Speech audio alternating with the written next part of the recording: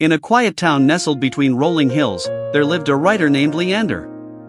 He was known far and wide for his sharp mind and eloquent way with words. Yet, despite his reputation, Leander had never published a single book. His home was filled with stacks of unused notebooks and papers, all waiting for his masterpiece to come alive. For years, he pored over ideas, sketched outlines, and crafted elaborate plots in his mind, but he never put pen to paper. "It must be perfect," he would tell himself. "A book that will stand the test of time." But perfection was an impossible mountain to climb, and Leander's fear of failure kept him frozen. The days turned into months, and the months into years. His neighbors stopped asking about his book, and Leander slowly faded into the background of his own life, lost in an endless cycle of planning but never doing. One crisp autumn morning, as the leaves painted the ground in shades of gold and crimson, Leander decided to take a walk. He wandered aimlessly until he reached the town's park, where he noticed a child sitting on the grass. The child, no older than 8, was hunched over a thick book with blank pages, furiously scribbling with colored pencils. Curious, Leander approached. "What are you doing?" he asked, his voice tinged with both intrigue and envy. The child looked up, her cheeks smudged with streaks of color. She grinned. "I'm living my story." Leander raised an eyebrow. "Living your story?" The child nodded eagerly and held up the book. It was a chaotic but vibrant collection of doodles, words, and shapes. "Every day, I draw and write what happens to me. Some of it is real, and some of it is what I wish would happen. This is my story." Leander stared at the messy, imperfect pages. They were nothing like the meticulously planned masterpiece he'd envisioned for himself. And yet, they were alive. They breathed with color and spontaneity, with the child's joy and imagination.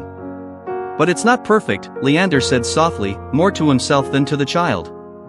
The child tilted her head. "Why does it have to be?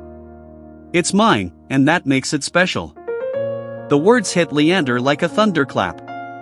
He realized he had spent his entire life chasing an illusion, waiting for the perfect moment, the perfect idea, the perfect execution.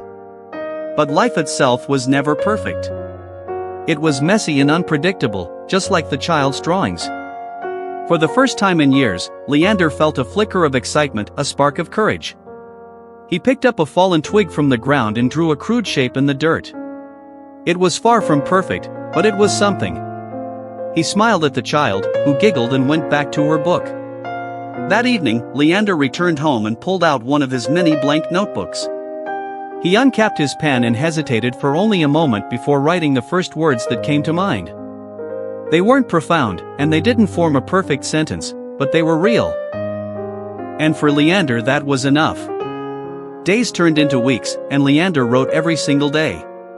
He wrote about the town, the people he met, and the things he dreamed of. He allowed himself to make mistakes, to write poorly, to cross things out and start over. His once empty notebooks began to fill with words, and his once dormant heart began to stir with purpose. Years later, Leander published his first book. It wasn't perfect, but it resonated with readers far and wide. They connected with its authenticity, its raw emotion, and its celebration of life's imperfections. And when asked what inspired him to finally begin, Leander would smile and say, "A child taught me that living your story is far better than waiting to write the perfect one." The story reminds us that the life is not about waiting for the perfect moment to start, it's about embracing the imperfect moments and making the most of them. Perfection is an illusion that often paralyzes us, while action, no matter how flawed, leads to growth and fulfillment. Start where you are, with what you have, and let the journey shape your story.